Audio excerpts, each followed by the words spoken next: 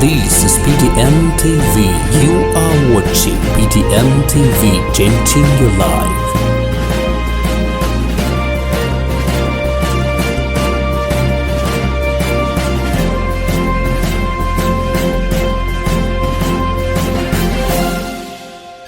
Thank you so much, guys, for watching. This is PTN TV with me, Professor Ezekiel Orero. And today, guess what?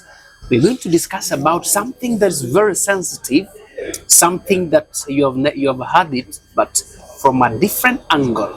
Remember, we have the numbers on the screen. Keep sending your SMS and keep watching what you're doing. Now, we want to talk about Pan-Africanism. Pan-Africanism, maybe from a start. This is where people talk about Africa. They talk about their country, but at the same time, we have what we call the westernization, civilization. We should talk about the politics. Look at the resources we have in Africa. Why Africa is not growing? Africa as a continent. Why can't we have a president for Africa like the United States of America? Why don't we have the United States of Africa? That is what we're going to look at this moment. And I have a guy who has been journeying and talking about in his channel, Lit Up Media. He has been discussing about Pan-Africanism. Welcome. Thank you very much for having me on board. I'm happy to see you. Happy to see you too.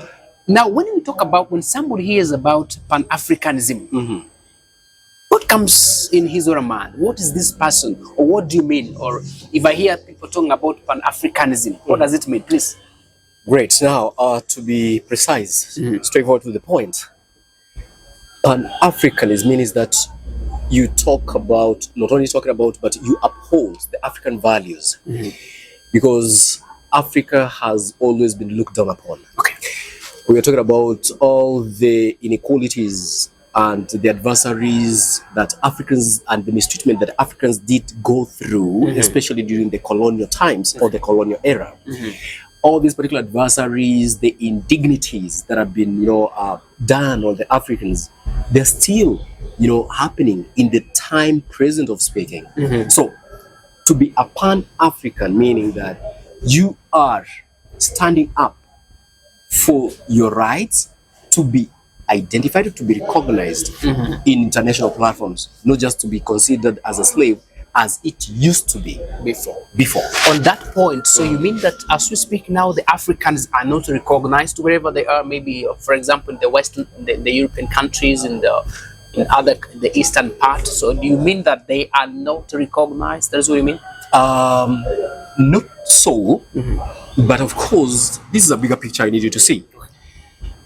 And as much as they're recognized, yes, they're recognized, but how are they recognized? They are recognized as inferior. They are recognized as literally subhuman to some countries. Even in the US, where the mistreatment are not limited to even genocide. Remember George Floyd? Even after, raising up his hands, trying to see, do everything that the police demanded, he ends up being, killed by this particular, people who think that their skin complexions give them, elevates them as to be superhuman than the Africans. And not only that, Africans in Africa and also their developmental agendas and their policies, they have always been seen as, like inferior in such a way that they cannot measure up to the standards of the European. Usually because of either by the skin complexions. If you're light-skinned, you're seen as more smart. If you're dark, African, black, you're seen as not measuring up, or maybe you're a retard. You're retarded, like your ideas, your policies cannot measure up to the standards of the others. Now, saying that the way you see the light-skinned people, they think they are smart. Definitely is. And that is also a debate that has been like, even if you look at the pictures of Jesus, they are giving it as a white man. Definitely. But then we have some other leaders who said that no, Jesus was a black man because he came to Egypt. There is that history. Yes. But not about that. Look at Africa. Yeah. People ask, even the Africans themselves, they can say that Africa is not a good continent to live in, one, because of the political issues. Yes. Africans, they are not civilized. There's no civilization in Africa. There is poor technology. there is a climate change each and every time that is changing in Africa, so it cannot favor the Africans to do that. Yes. Number two, there is poverty in Africa. So when you talk about Pan-Africanism, do you mean these things are all catered for? Wow, good question. Good question right there. But before I answer your question, let me just bring you on board. One of the most highly esteemed convictions of the American Constitution is that there is one truth that holds to be truth above all, that all mankind were created equal, and something that is ascribed in the Constitution of US. But equal, but this, it does not cut across when you look at practically the implementation of that particular highly esteemed conviction in the Constitution of the US. That verily, of all things that stands to be true, is that mankind has been created and equal, humanity, that is. But that's not true. Now, answer your question. The political instability and the inferiority, the stagnation or the state of stagnation in developmental aspects in Africa is as a result of policies, adopted policies, poor policies, and manipulation by the Western authorities. And now, in the name of democracy, it's not really democracy at all. You see, there are other players. You see, these particular leaders that we have in Africa, presidents, shall I say here, they are puppets. There are some countries that are still advocating something that we call neo-colonialism. It is still an orchestrated kind of a move. So you thought that you were given all the freedom that you can now govern and rule yourself. No. It is like you're given a kingdom or you're given a crown without powers. You're just holding a scepter, just happen, but without any effect with that one. Now, saying this one means, why is it that there are still fundamental issues that Africa is still grappling with? Food insecurity should be a thing of the past. But in fact, in Africa, that should have been a thing of the past far, much long time ago than even the US. But because the country, just a minute, because the continent is blessed with arable land. But why are we still, even up to this particular 21st century, wrangling in that? Number two, health and health services, access to health and health services. It is very hard, rare in Africa, something that should be in the thing of the past. Facilities, infrastructure developments, even going to space, because it's believed that the wealth that Africa is endowed with, just in Africa, is enough to make Africa stands to be the superpower of the globe. But yet, Africa is the one that is languishing in that. Why? Why do we have all these particular crises that happen in South Sudan? Why do we have insecurity issues in West Africa? Why do we have almost 3 to 4, 5 decades down the line insecurity in the DRC Congo, currently speaking? Why is it that we have got border? Why do we have like an imaginary border between a country and another? Something that was laid by those particular, colonialists. An imaginary border. Why do we have visa tariffs? That for you to cross from one country to another, you have to go through due processes when you know that you're going to meet a fellow person on the other end. It has always been divide and rule kind of a thing, and something that needs to come to an end. Now, if Africans are not enlightened, those Africans already at home and Africans in the diaspora, they're not going to do, especially the Africans in the diaspora, they need to be at the forefront to see all these things. And that is the reason why Western and the European countries, they will never want to see any country that is, quote unquote, seemingly trying to take a step forward to safeguard or to salvage itself from the status quo of stagnation, of developmental stagnation. Let me cut it short here. We need to talk about that. You have given a very good explanation. But look at this point here. Africa itself. Yes.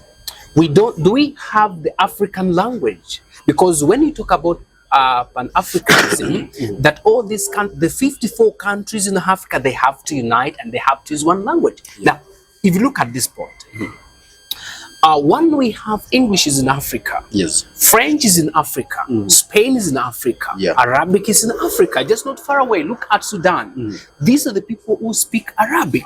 In fact, that's their mother tongue. That's what they do. Look at Kenya, they speak English. Look at Congo, you talked about. There is a French there. People are using the French. Look at Tanzania, Swahili, and some Germany. Now, do you think there is achievement? Because one, we don't speak the same language here. We have different. Somebody from Sudan, you say hi, you look at you like, what are you saying? Are you abusing me? Because they don't speak English. So, how do you think this bar is going to be tackled?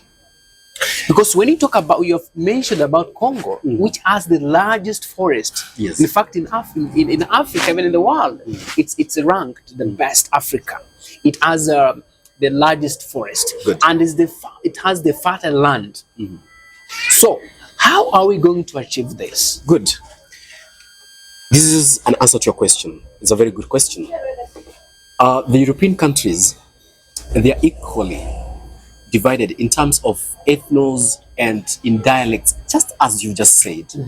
We have the Spaniards, we have the Finnish, we have the Creoles, we have all those particular sub-domains or subgroups that speak different, languages. But do you know that there's one thing that unifies those particular people? If you have a European passport, you can move from Finnish or Finland all the way, let's say, for example, to Spain. And or you can make all those particular crisscrossing movements around the United Kingdom. But you are identified. You don't have to speak a language that is on the other end. But because here in Africa, they've made it significant and they've emphasized that, hey, the Francophones, they speak some French in the West Africa, and we have now English here in East Africa, and we have the Arabic in the other side. In the northern part of Africa. That is not a thing. In fact, you should not even mention that, because these people, they just like they do. If there's one thing that was going to unify these particular people, we wouldn't be identifying ourselves, or the Africans, they wouldn't be identifying themselves as, you know what, we are the Arabicans, we speak Arabic, so there's no need, we cannot do business with maybe the Southern Africa, or the Central Africa, or the Eastern Africa, or the West Africa. But you see, look at this. You ask somebody from the UK or from the Western region, they'll ask you, where are you going? They'll tell you that I'm going to Africa. They will not tell you that I'm going to a specific country like Kenya. In fact, they don't. Some of them, they don't. Africa. I'm going to Africa. They see it as a one. One. I'm telling you. Try to do some research. You'll ask any white out there, will tell you. I'm going to Africa. Which country do you know in Africa? Which country? I'm just going to Africa. Africa itself, just like a country. Now, that particular issue, that particular problem has always been perpetuated. It's just a mentality game. It's a brainwashing kind of repeatedly being told that, you know what, in Central Africa, if you cannot go there, if you're not a Francophone. And all that one, and it has been used as a tool to keep on separating ourselves, keep on separating Africans from each other. And something that needs to be realized high now. In fact, let this one go to the audience out there now. Because this is really painful. It takes something from me, because I feel like it is high time that Africans, and especially those in the diaspora, that if we are still thinking about, this is not good. If we are still thinking about food at this century, when are you going to have part of your brain thinking about going to space? But look at this. Let me cut it short. As we speak now, we have the food relief coming to Africa. Something wrong. That's wrong. We look at even you find the country cannot sustain its people or have people there. They have to source food from outside. They have to import sugar. They have to import everything. Look at that point. Then when you talk about that, the African is good. You mentioned that if somebody is from UK or is coming to Africa, will say, I'm going to Africa. Now, do you mean that are we Africans dividing our own? Because for me, if I want to go to Uganda, I want to go to Morocco, I'll say I'm going to this particular country. So do you want to say that we ourselves, we are dividing our Africa? And if we are doing so, if you look at the leadership we have, even the countries, they have regions. we have the South African region, we have the East African community, we have the West African community, we also have the Central African community and the north part of Africa. Yes. They call it the Sahara. Yeah. So these people, they It is are the not Sahara. even united. So how do you think we'll unite all these 54 countries? First of all, by identifying those particular structures that are trying to separate, disunite all these particular, to disunite all these particular people, there are external forces here at play. In the North Sahara that we've just mentioned right now, we've got many mercenaries, countries, people who have been set there to, in the name of keep peace. But in real sense, they're not trying to do that one. They're supplying arms, they're training mercenaries, they are spreading, hatred among the member states there. So what is happening, like especially now currently, we have the other particular coups that are happening in the Western Sahel region. We have the French not the missionaries, but we have the French army in the West who have stationed their barracks there in the name that they are training, the African soldiers and other things in the name of that one. But in real sense, that place has never experienced or enjoyed peace at all. What does that tell you? Where do we even get these particular weapons or the weaponry to kill each other? Where is Southern Sudan, the arm, getting those particular arms to try to overtake the government? Is because of this, illegal movement of this. And I praise, I hail the movement that the Western Africa is trying to do. Because right now, we've got young leaders, people who are opening up with their eyes and they're like, no.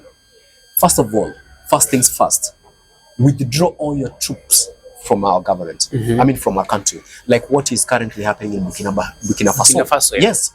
The French, they have to withdraw their troops from French, first of all, and then clear the house. Then let's see what's going to happen next. And now, there are also the Russian machineries, of course. We have the Wagner Group. But those ones, that is now, after when we withdraw this, what is going to happen?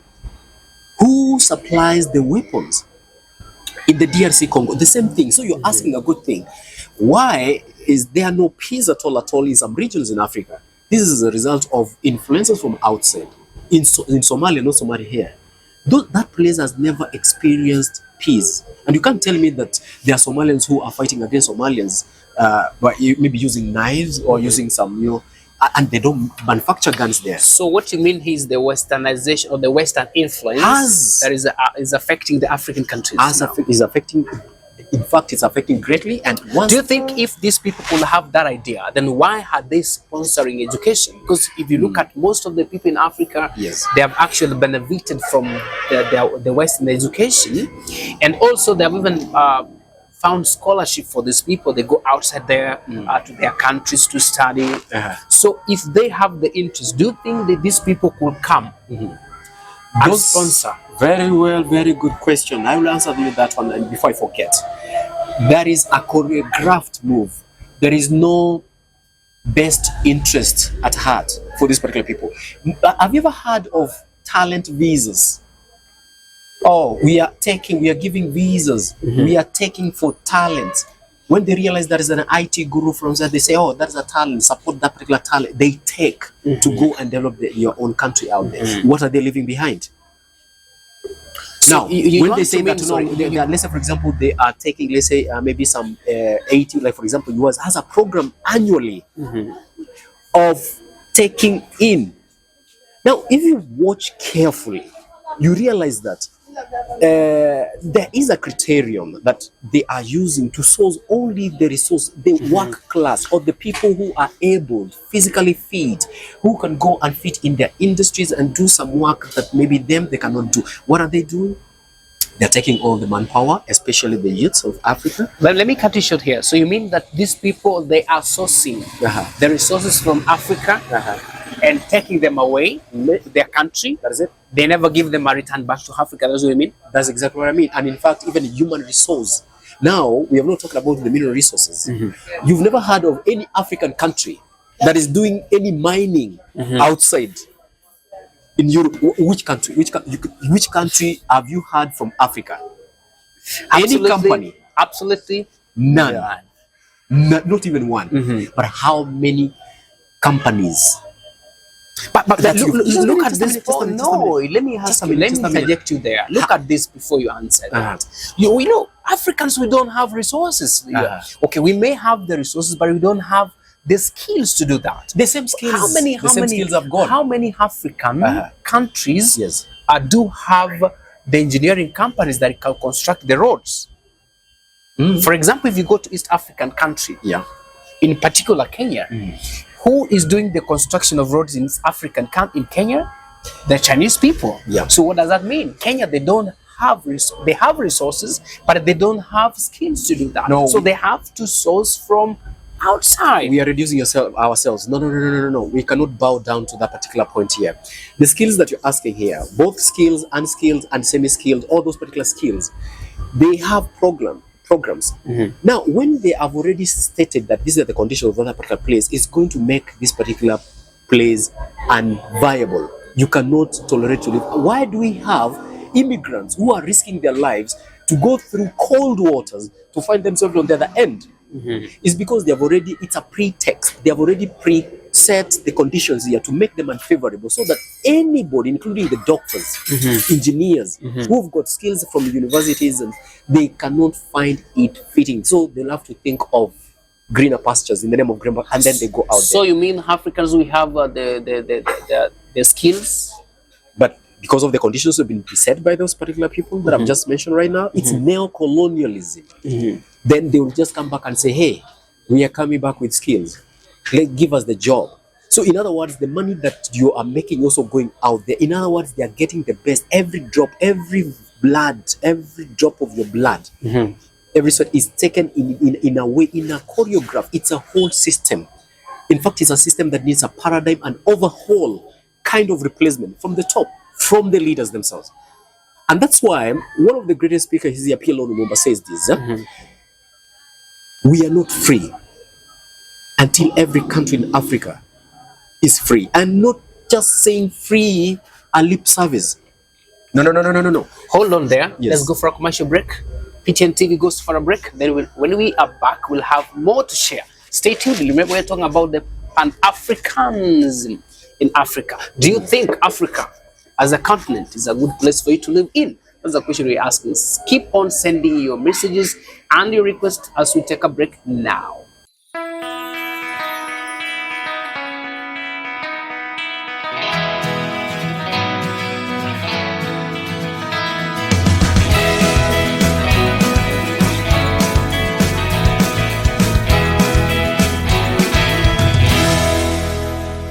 This is PTN TV.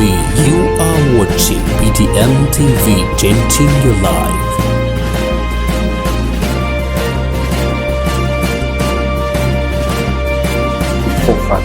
Yes. All right.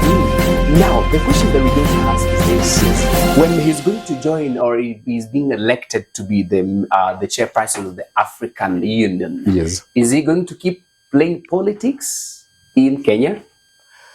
First of all, this particular gentleman has not yet, secured the particular position. Yes. I'm going to read a title here for you. Okay. And we're going to ponder on it. Raila, the former prime, battles for plum. AU post, despite being on the fringes of government most of his life. Okay.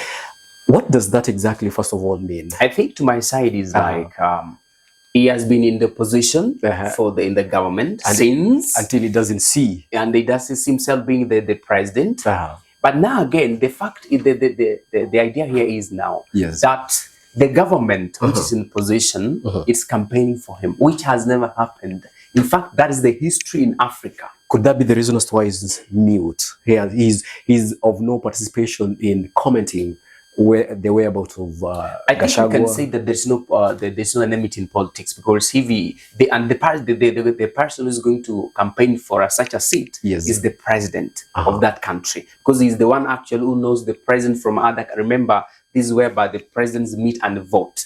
So if the president, that is the Dr. William Ruto, doesn't campaign for him, or doesn't even give support, actually may not get the chance. So that's why you have seen him moving up and down with the president.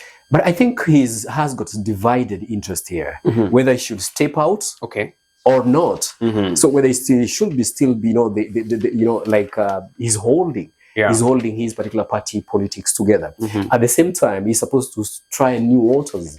And something that leaves this particular gentleman in between a rock and a hard place. I would say that the gentleman, Raila, the former prime, is in a dilemma situation, and most likely he doesn't know. If he has to comment on any, he has to comment diligently, knowing that either way, he might either get it or not. And that's why his particular, his silence is also taken into consideration. Actually, some people have been asking so many questions about him, saying that why can't he comment about, for example, the issue of taxation in Kenya now? Why does he talk about some projects that are being done?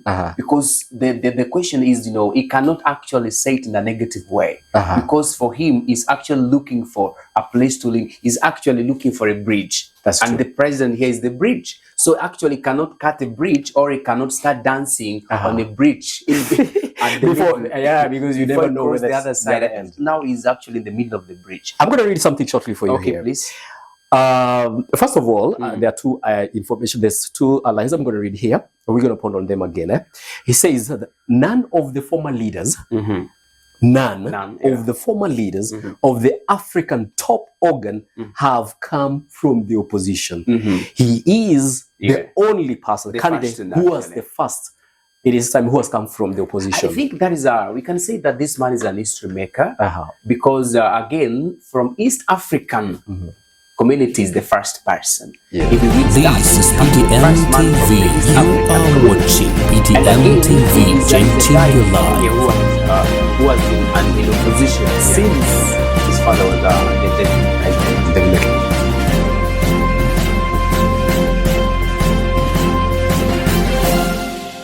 Thank you so much. Welcome back again from the break. I'm Professor Ezekiel. This is PTN TV. We are talking about the Pan-Africanism. This is a question that we have to ask. Why is why the Africans not united from the political leaders to the religion or the religious leaders? So we have more resources, but yet we are poor. We are known to be the richest continent in terms of resources, but we are known to be the poorest continent in the world. Now, you mentioned about the PL Lumumba on that point, and now I want us to bring in, there have been seen some Africans who are actually come up. They are now talking about this. Some are politicians, some are religious leaders, some are not even in any position in any government, but they have seen this idea, like you're saying. Good. In South Africa, we have Malema. We have been we have been seeing him talking about this, the westernization. Even the other day he said, no, African, the Western people, enough is enough. You have to stop this. Now, why are we not seeing the presidents, the 54 presidents from Africa, talking about this? Before I answer your question, let me reiterate what you said as you were introducing this. We are considered, not us, we are considered to be the richest continent in the world, but yet we are languishing and excruciating in poverty. Something that really pains me very much. Now, back to your question. PL Lumumba, and is just one of the very many leaders who have been enlightened, who are awake, who were awake. In fact, if you've been listening to this particular gentleman, he'll tell you that, hey, Africa is at a certain point, at a crossroads. Is either we take a step to the right or to the left. We cannot take either way. We cannot take both. So we have to choose. Mentioning of the 54 countries, heads of state, 54, not all of these particular 54 member heads of state have got the best interests of their countries. Others, they've got personal interests that still safeguarding. So which means that they're easily manipulated by the Western. I already said in the previous session that manipulation is at rampant. These other leaders among the 54 heads of state from Africa, they have been used as puppets. Why say so? Some of the policies that they maybe use to govern their countries are policies that are borrowed, policies that are not favoring the local citizens or the local people. Policies that are advocating or that they favor the external, interest, that they safeguard their interest. We are going to elect you. We are going to make sure that you are the president. Just allow us to be doing, or that particular company to be doing some mining from this particular place and this, okay? We are going to make you become the president, and we're going to be extending all this particular help to your country. We will come in and do this and this and this.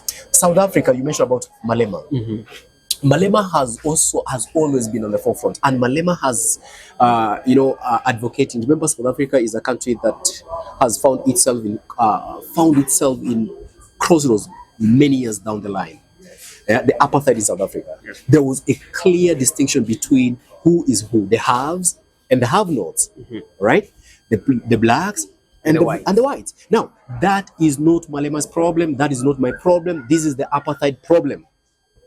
Now, if anybody is there to question why you are calling them blacks, why are you calling them whites? No. The apartheid's problem.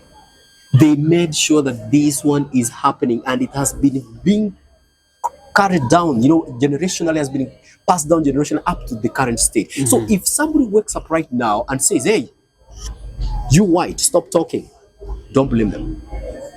Because the whole idea, the whole brainwashing has been passed down generationally. Now it is high time that the youths of Africa need to wake up, including the students, the university students of Africa, and now Malema, being a student's leader, as he started his political career, has gotten into a point whereby he's questioning all these particular indignities. Just a minute, all these particular indignities, mistreatment, and that has always been done on Africans up to the current moment of speaking. Now, speaking about the students in the African universities, do you think an African child who has been given the Western education, do you think this person can come up and say that the Western people, they are doing wrong to the Africans because this is somebody who has received? And now, as we speak now, the education that is being fed in Africa is from the Western. We don't have the African education because we used to have the traditional way of learning about our culture, the culture diversity. But now we don't have it.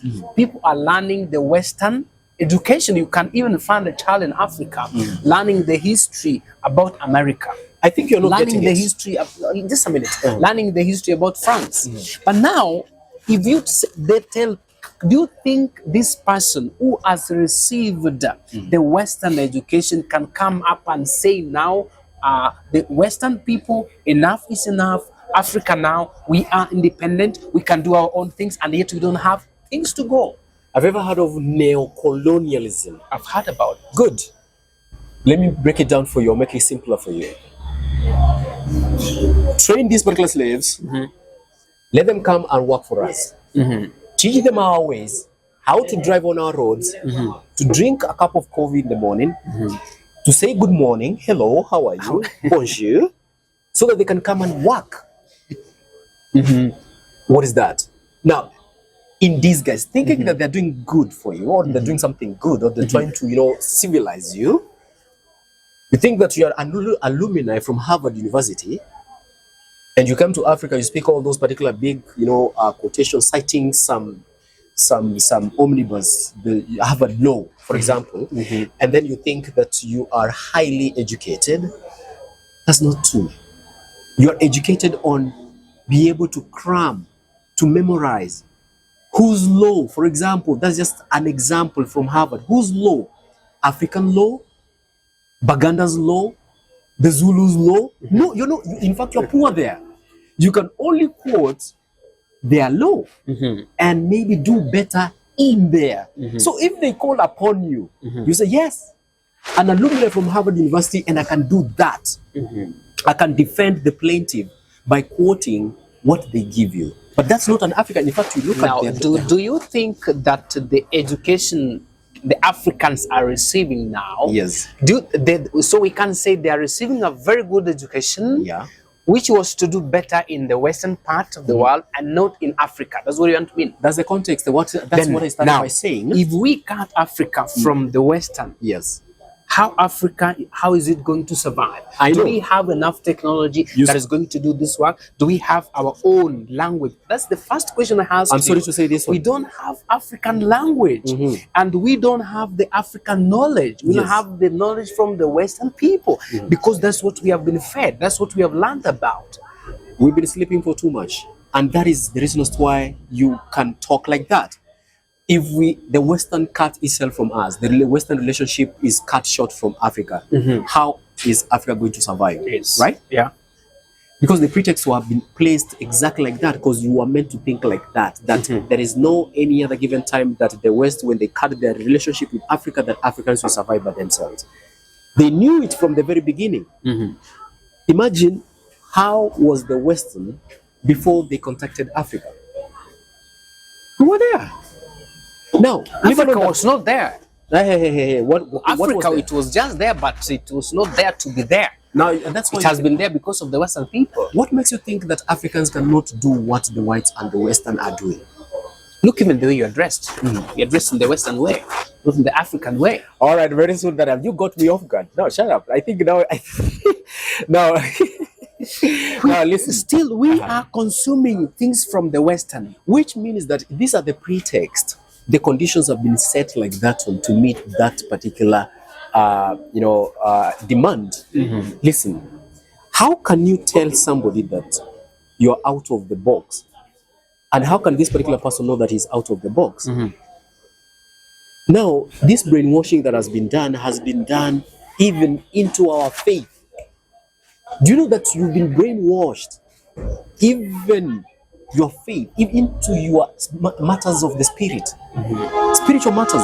You've been brainwashed up to that particular point, because they realize that physically we cannot tame these particular people. Let's just pretend that we've gone. Okay. We've given you freedom. Freedom.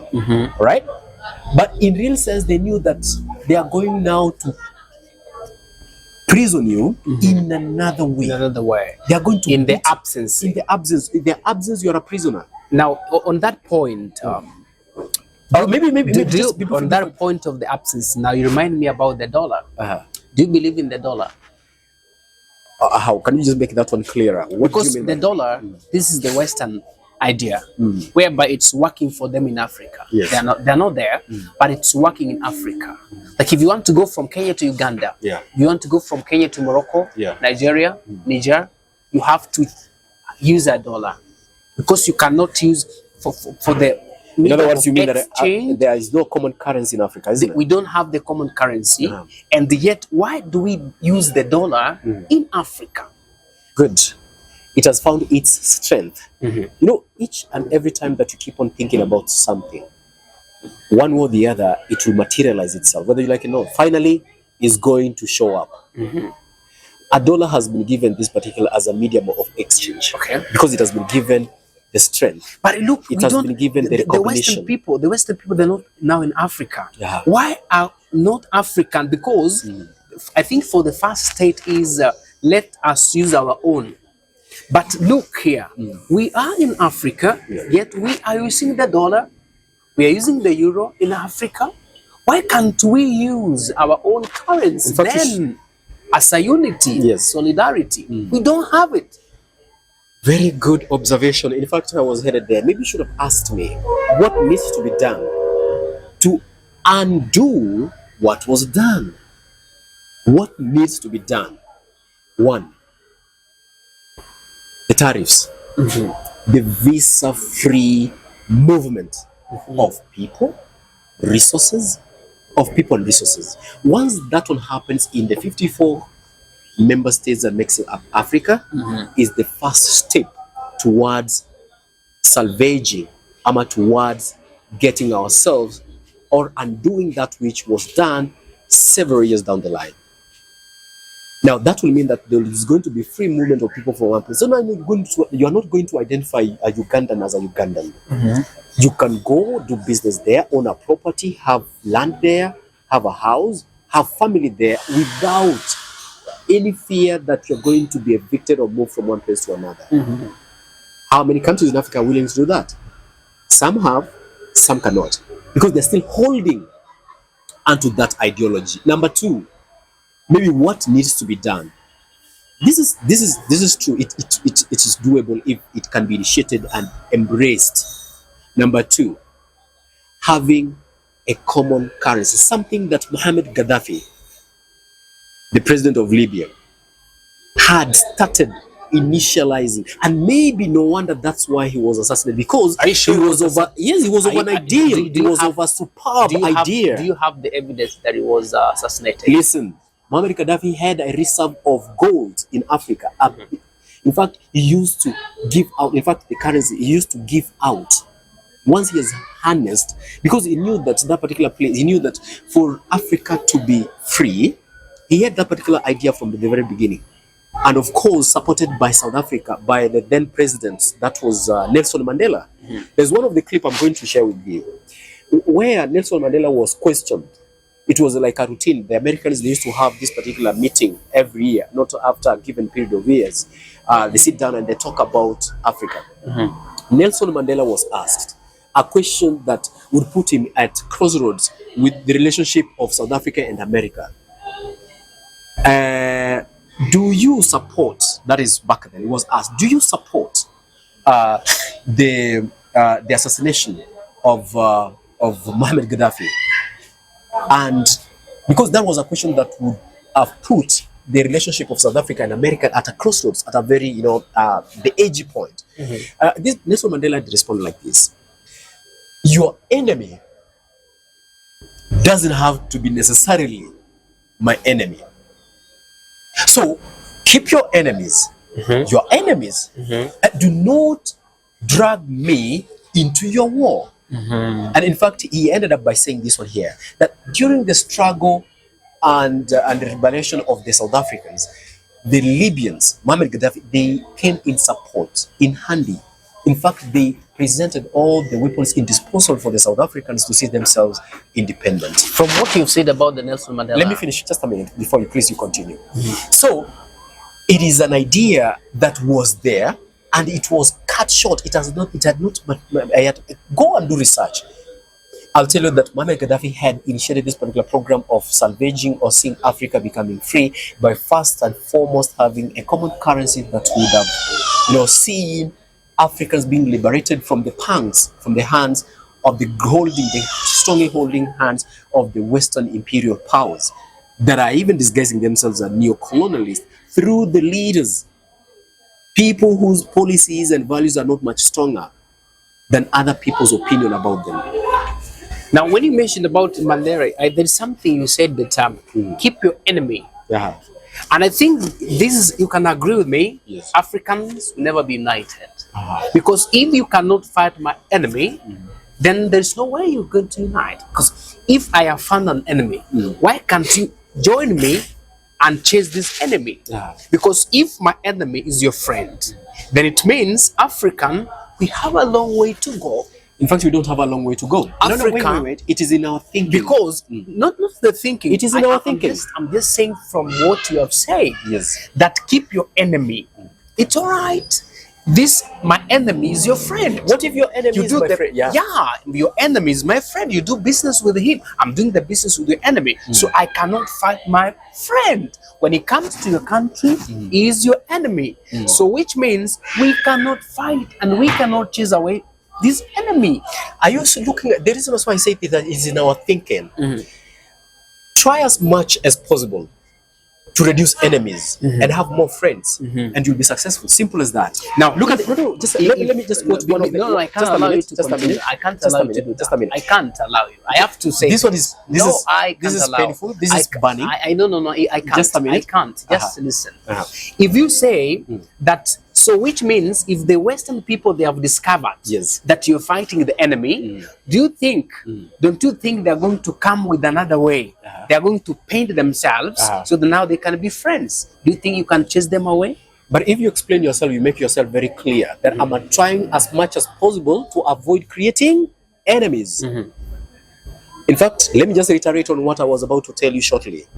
The president of Kenya, current president, that is Dr. William Ruto, in one of the meeting that he had with the Harvard students who are coming in to pioneer Kenya becoming the next or the future of Africa's high-tech hub. He said this, in a multipolarized global world, he's trying very much not to create many enemies. You know, that statement alone should make you understand. Should to a liberal thinker, a liberated mind should be able to know that, hey, I don't need to have more enemies. I need to have more friends if I need to, you know, do successfully in this particular place. So, back to your question, you were talking about enemies. Who is the enemy here? An imaginary enemy or an enemy who is The known. No, you don't have. In fact, that's an imaginary enemy because you're trying to pull me into creating an enemy simply by asking, are you my friend or you're my enemy? That's literally what you're asking me. A very, you know, retarded question, like to a liberal thinker. Listen, okay, that really got my got me. Okay? It's all right. You know, that can't be a question in this particular context. What we need to be asking ourselves is this: how can we reduce this mess, this madness that is going around the globe? Which madness? And I know you understand the madness that I'm referring to. Let me cut you this. Now, what is the African's problem? Is it the Western people or the enmity from the Western people? Now, when you say that the president said that